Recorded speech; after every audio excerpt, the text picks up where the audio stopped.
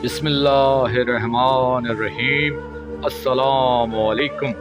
मैं हूं आपका भाई अब्बास हमदानी। आज का हमारा टॉपिक है रूहानियत और इर्तिकाज़।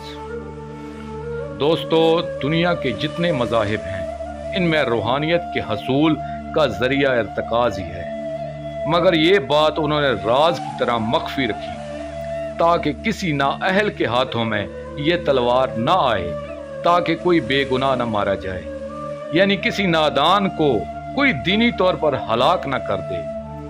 यहाँ ये सवाल आता है कि इस इर्तिकाज़ को सबसे पहले किस ने मजहब की दुनिया में दरियाफ्त किया ताकि हम इर्तिकाज़ को इस मजहब की प्रॉपर्टी कह सकें। इसका जवाब ये है कि क्या कोई ये बता सकता है कि सच को सबसे पहले दीन का हिस्सा किसने करार दिया था। इसी तरह हजारों सच्चाइयां हैं जो जुमला मज़ाहिब का हिस्सा हैं, मगर किसी मजहब की प्रॉपर्टी भी तस्वर नहीं की जा सकती। इसी तरह ये भी एक सच्चाई है जो अफाकियत की हामिल है, जिस पर कोई खास मजहब अपना इस्तेहकाक नहीं जतला सकता।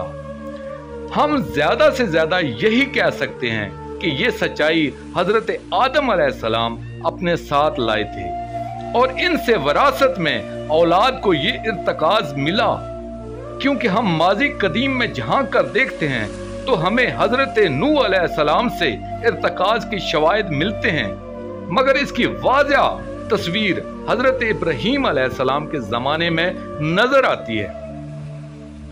और हजरत मूसा अलैहिस्सलाम के बाद तो सारे मज़ाहिब की तबलीग का मरकजी नुक्ता यही इर्तिकाज़ रहा है। इसलिए ओल्ड टेस्टामेंट में हजरत मूसा अलैहिस्सलाम के बाद के इर्तिकाज़ के वाज़े शवाहिद मिलते हैं।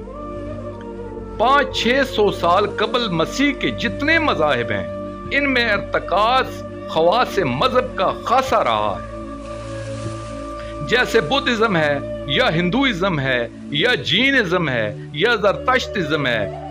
इनमें इर्तिकाज़ को बड़ी अहमियत हासिल है, क्योंकि इस जमाने की मुकद्दस किताबों में योग विद्या, आसमानी कुव्वतों की मुलाकात का इल्म, प्राण यामा, हसूल रूह, ज्ञान, ध्यान जैसी इस्तिलाहात को हर बच्चा जानता है। आग पर इर्तिकाज़ जिस पर शमा बीनी की बुनियाद है ज़रतश्त के यहाँ वाज़ह नजर आती है।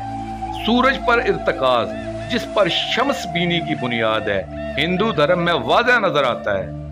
यकसुई और मुराकबा जिसे हजूर कल्ब कहते हैं बुद्धिज्म का आज भी हिस्सा है। हब्स दम योगा का हिस्सा है। दोस्तों, आखिर में मैं शुक्रिया अदा करूंगा अपने मुर्शिद करीम सैयद मोहम्मद जाफर अल ज़मान नकवी अल बुखारी सरकार का।